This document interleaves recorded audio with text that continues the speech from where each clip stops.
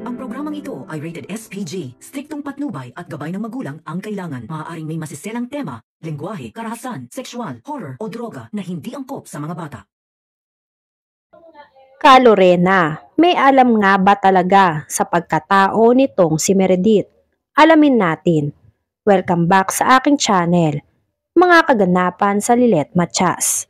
Nalagay sa peligro ang buhay ni Meredith matapos niyang tangkain na patakasin itong si Lilet sa kamay ni Sally dahil yun na lang ang tanging paraan ni Meredith para makahingi ng tulong si Lilet sa mga pulis at matawagan ang pamilya nila para sabihin kung saan sila dinala ni Sally.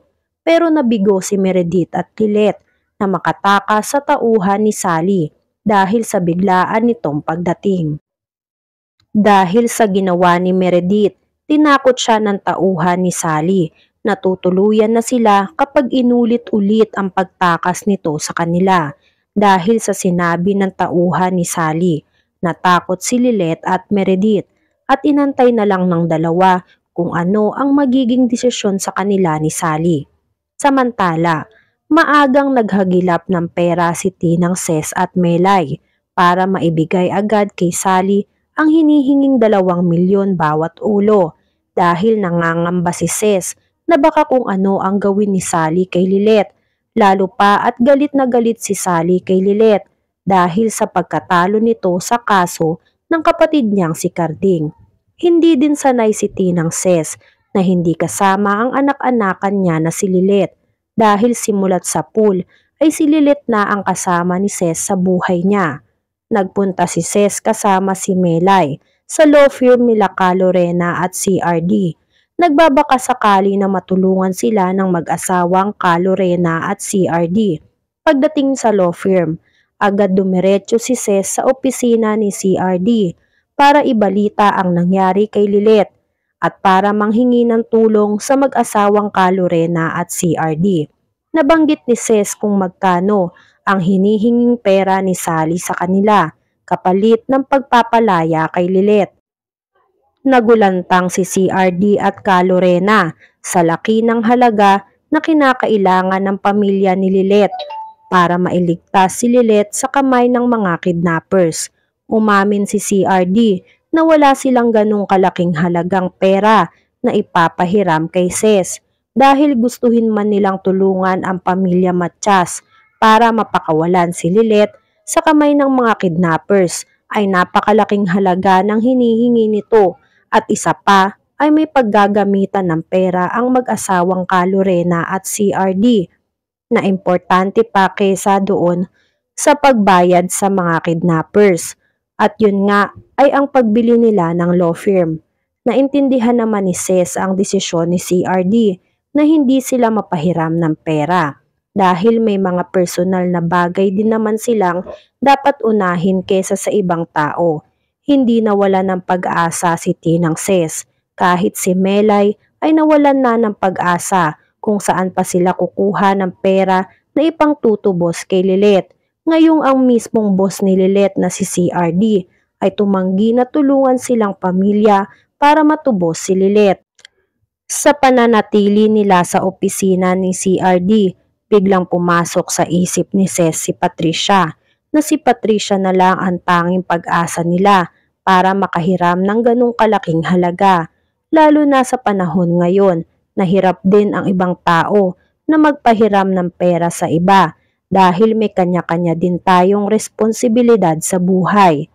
Natanong ni Melay kung sigurado na ba si Ses na lalapit siya kay Patricia para humingi ng tulong dito dahil alam naman daw nila ang ugali ni Patricia.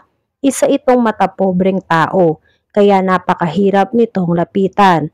Lalo pa at pagdating sa kaaway niyang si Lilet na pinagpipilitan ni Patricia na sumira ng pamilya nila dahil sa pagkasilang nito sa mundo. Pero wala nang choice itong si Ses.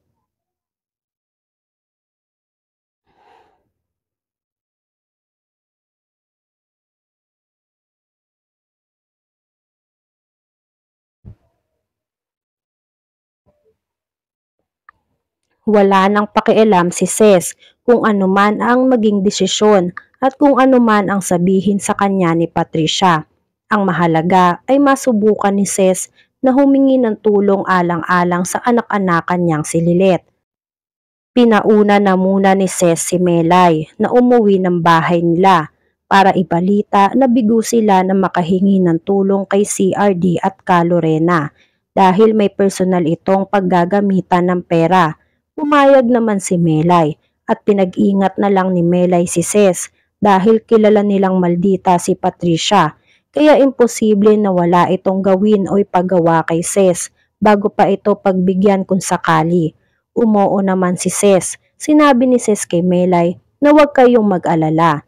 Hindi ako titigil hanggat hindi ako nakakahanap ng solusyon sa problemang kinakaharap natin ngayon. Magpapakatatag ako para kay Lilet hanggang sa maibalik ko siya sa atin ng buhay. I-update mo na lang ako kung sakali na may balita na ang mga pulis tungkol sa pinaglalagakan ni Lilet at Meredith. Sa kabilang banda, naghanda na si Patricia at Trixie para sa pagpunta nila sa ospital para bisitahin at kamustahin ang kalagayan ni Ramir. Pagbaba ni Patricia at Trixie, nagulat si Patricia dahil biglang pumasok sa loob ng bahay nila si Ces at humahangos pa ito papunta kay Patricia at Trixie.